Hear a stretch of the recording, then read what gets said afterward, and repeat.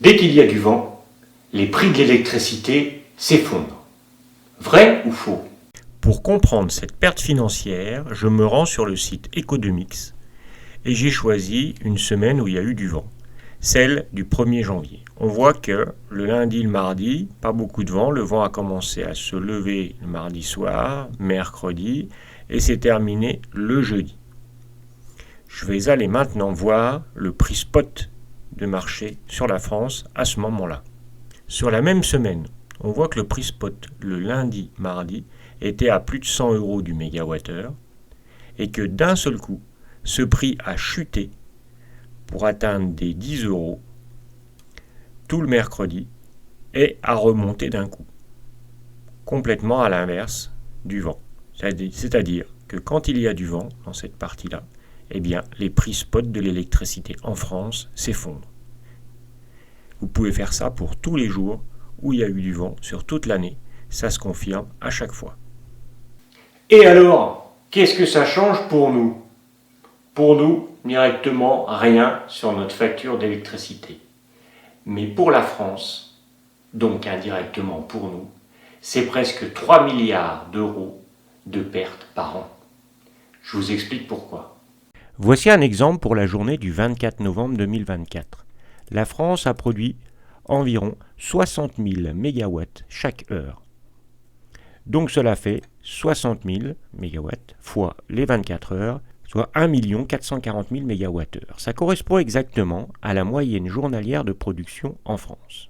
Mais ça a coûté combien à produire? S'il n'y avait pas eu de vent, voilà ce que ça aurait coûté.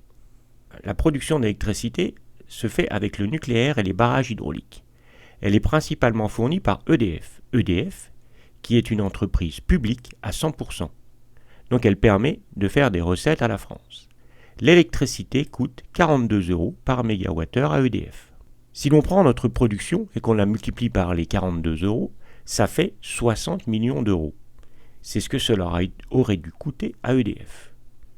Mais ça ne s'est pas passé comme ça. Ce jour-là, il y a eu 18 MW de production éolienne chaque heure.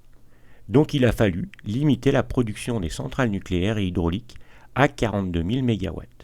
Sinon, il y aurait eu une surproduction d'électricité. La production nucléaire hydraulique a coûté 42 € par mégawattheure pendant 24 heures, soit 42 millions d'euros. Pour la partie éolienne, ce que vous ne savez peut-être pas, c'est que la France rachète l'électricité des éoliennes à 82 € par mégawattheure, quasiment le double de ce que cela coûte avec le nucléaire.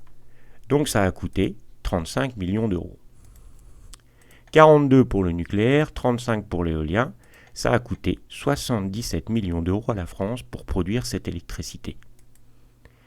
60 millions si pas de vent, 77 avec du vent, donc une perte de 17 millions d'euros pour la France, tout ça à cause du prix de rachat de l'électricité produite par les éoliennes. Si l'on regarde sur une année, exemple pour 2023, on s'aperçoit que la France a dû racheter plus de 72 TWh d'électricité à 82 €, soit 72 millions de mégawattheures à 40 € de surcoût payé par la France par rapport au prix du nucléaire, donc une perte financière de presque 3 milliards d'euros.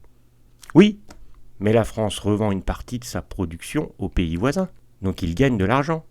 Eh bien non, car on voit que le prix spot de revente de l'électricité ne coûtait presque rien jusqu'à 16 heures.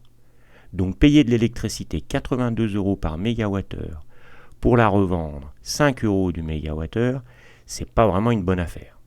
Et vous pouvez vérifier par vous-même, tous les jours où il y a eu du vent, l'électricité ne vaut presque rien. On peut faire pareil, malheureusement, avec le solaire. Mais c'est pas fini. Je vous explique le deuxième effet qui se coule. Et voici le deuxième effet qui se coule. Ouais.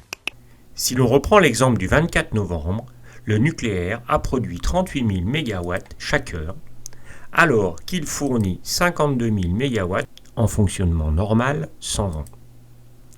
Donc, on va faire une économie de 10 000 MW chaque heure, soit environ 10 millions d'euros d'économisés. Eh bien non. Pourquoi? Car une centrale nucléaire ne peut pas être arrêtée sur un temps aussi court. On peut juste la déconnecter du réseau. Mais malheureusement, elle continue à coûter 42 € du mégawattheure, même si elle ne produit rien. C'est l'inconvénient des centrales nucléaires. Donc, pour cette belle journée du 24 novembre, les pertes sont de 17 millions plus 10 millions, ce qui nous fait 27 millions de pertes pour la France.